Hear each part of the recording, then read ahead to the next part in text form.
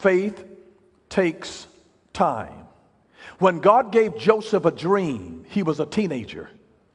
And it took so long for the dream to become a reality that when it finally did, his own brothers didn't even recognize him. He had changed so much.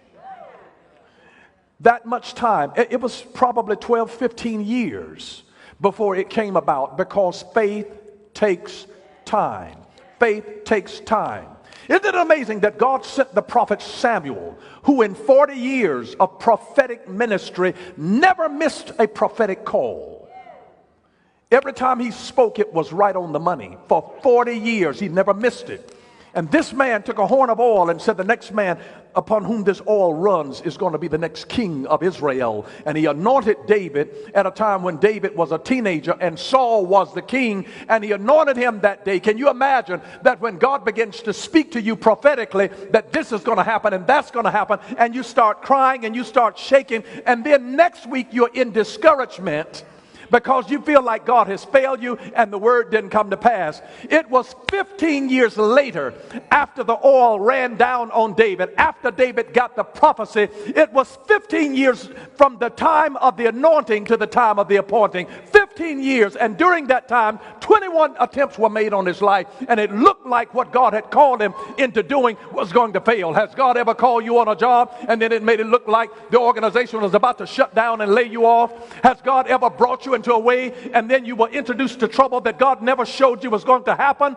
But there was a contentment in this woman's soul to say, it is well. And you've got to be able to have this confidence in God that even while there is a turmoil on the sea, that it is well. Jesus knew when he told disciples to get into a ship and to go to the other side, he knew a storm was coming. But he told them to go anyway, because he knew that he would be in the storm with them and carry them safely to the other side, that he would allow them to know him in a total different dimension that they never would have known had they never been in a storm.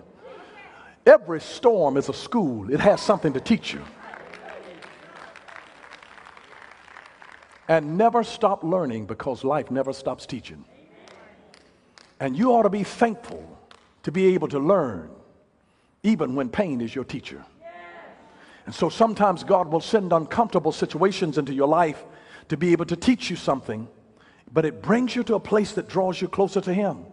But just remember that when God gives you something by faith, the faith that prevails, it doesn't always happen overnight. It happens over time. Faith takes time.